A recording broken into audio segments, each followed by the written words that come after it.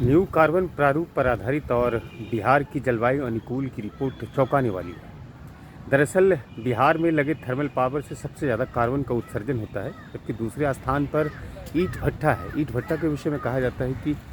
एक साल में वो लगभग 12 लाख मिलियन टन जो है वो कार्बन का उत्सर्जन करता है। अब इतने बड़े पैमाने पर जब कार्बन का उत्सर्जन होगा तो जाहिर सी बात है कि पशु और पर्यावरणीय दृष्टिकोण से पेड़ पौधे जो हैं वो बहुत ज़्यादा प्रभावित हो जाएंगे। डॉक्टर्स कहते हैं कि जिस इलाके में कार्बन का उत्सर्जन अधिक होता है वहाँ पर के जो पेड़ होते हैं वो काफ़ी तेज़ी गति से यानी कि तीव्र गति से सांस लेना शुरू कर देता है और इसका एक प्रभाव जो है वो मनुष्यों पर भी पड़ता है। वहीं पशुओं के विषय में भी कहा जाता है कि उसकी जो वृद्धि होती है, विकास जो होती है वो रुक जाती है।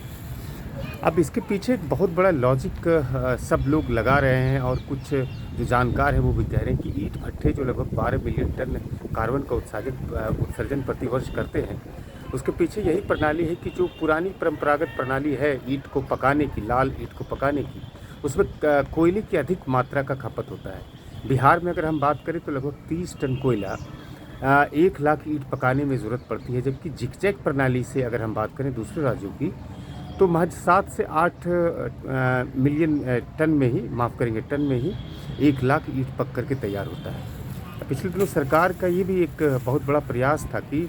लाल ईंट की खपत को कम किया जाए और जो थर्मल पावर से निकले हुए ऐश है, राख है, उससे ईंट बना करके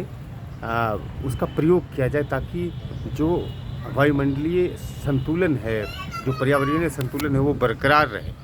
लेकिन इस विषय में कहा जाता है कि 70% ऐसे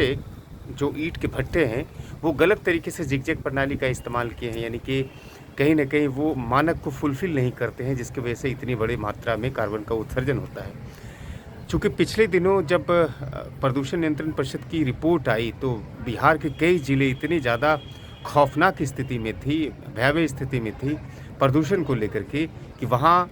जो सांसें थी काफ़ी दिक्कत से चल रही थी, यानी कि वायु प्रदूषित इतना हो चुका था, जो एयर इंडेक्स क्वालिटी का जो मेजरमेंट होता है वो इतना ज़्यादा भयावह था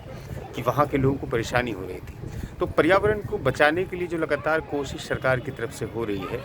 तो इस पर लगातार जो